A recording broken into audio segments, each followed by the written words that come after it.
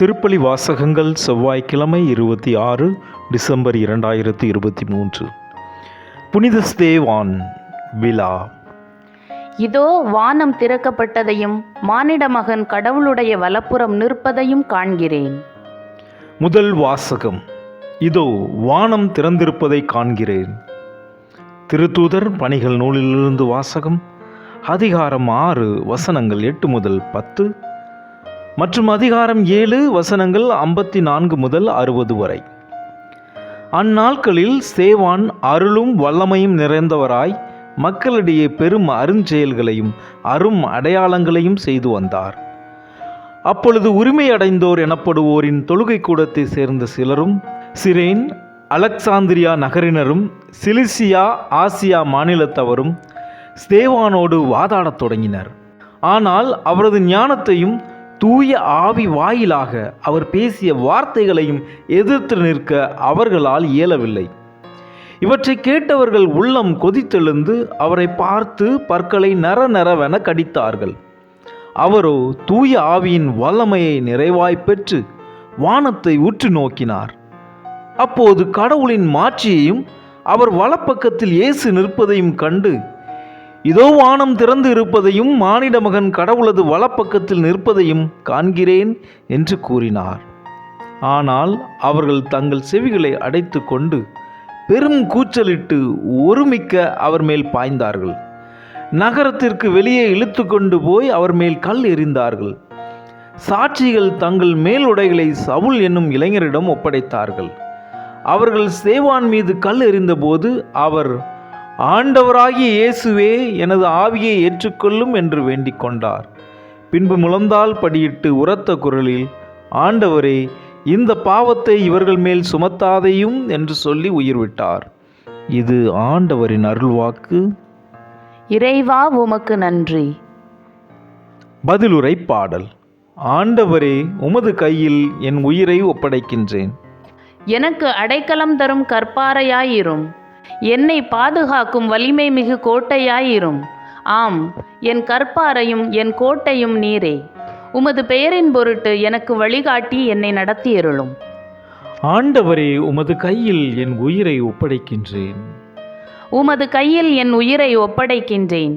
வாக்கு பிறழாத இறைவராகிய ஆண்டவரே, நீர் என்னை மீட்டருள்வீர். உமது பேரன்பில் நான் களிகூர்வேன், அக்களிப்பேன். என் துன்பத்தை நீர் பார்த்திருக்கின்றீர். ஆண்டவரே, உமது கையில் என் உயிரை ஒப்படைக்கின்றேன். என் எதிரிகளின் கையினின்றும் என்னை துன்புறுத்துவோரின் கையினின்றும் என்னை விடுவித்தருளும். உமது முகத்தின் ஒளி அடியேன் மீது வீசும்படி செய்யும். உமது பேரன்பால் என்னை விடுவித்தருளும். ஆண்டவரே, உமது கையில் என் உயிரை ஒப்படைக்கின்றேன். நற்செய்தி வாசகம். ஆளுநர்களிடமும் அரசர்களிடமும் யூதர்கள் முன்னும் பிற இனத்தவர் முன்னும் சான்று பகர்வீர்கள். மத்தேயு எழுதிய தூய நற்செய்தியிலிருந்து வாசகம். அதிகாரம் 10 வசனங்கள் 17 முதல் 22 வரை. அக்காலத்தில் இயேசு தம் திருத்தூதர்களுக்கு கூறியது, எச்சரிக்கையாக இருங்கள். ஏனெனில் மனிதர்கள் உங்களை யூத சங்கங்களிடம் ஒப்புவிப்பார்கள். தங்கள் தொழுகை கூடங்களில் உங்களை சாட்டையால் அடிப்பார்கள். என் பொருட்டு ஆளுநர்களிடமும் அரசர்களிடமும் உங்களை இழுத்துச் செல்வார்கள். இவ்வாறு யூதர்கள் முன்னும் பிற இனத்தவர் முன்னும் சான்று பகர்வீர்கள். இப்படி அவர்கள் உங்களை ஒப்புவிக்கும் பொழுது என்ன பேசுவது, எப்படி பேசுவது என நீங்கள் கவலைப்பட வேண்டாம். நீங்கள் என்ன பேச வேண்டும் என்பது அந்நேரத்தில் உங்களுக்கு அருளப்படும். ஏனெனில் பேசுபவர் நீங்கள் அல்ல, மாறாக உங்கள் தந்தையின் ஆவியாரே உங்கள் வழியாய் பேசுவார். சகோதரர் சகோதரிகள் தம் உடன் சகோதரர் சகோதரிகளையும் தந்தையர் பிள்ளைகளையும் கொல்வதற்கென ஒப்புவிப்பார்கள். பிள்ளைகள் பெற்றோருக்கு எதிராக எழுந்து அவர்களை கொல்வார்கள். என் பெயரின் பொருட்டு உங்களை எல்லோரும் வெறுப்பர். இறுதி வரை மன உறுதியுடன் இருப்போரே மீட்கப்படுவர். இது கிறிஸ்து வழங்கும் நற்செய்தி. கிறிஸ்துவே, உமக்கு புகழ். விண்ணுலகில் இருக்கிற எங்கள் தந்தையே, உமது பெயர் தூயது என போற்றப் பெறுக. உமது ஆட்சி வருக. உமது திருவுளம் விண்ணுலகில்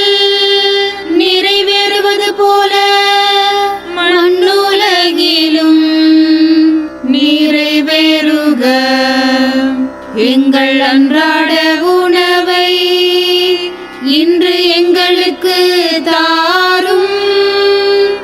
எங்களுக்கு எதிராக குற்றம் செய்வோரை நாங்கள் மன்னிப்பது போல எங்கள் குற்றங்களை மன்னியும்.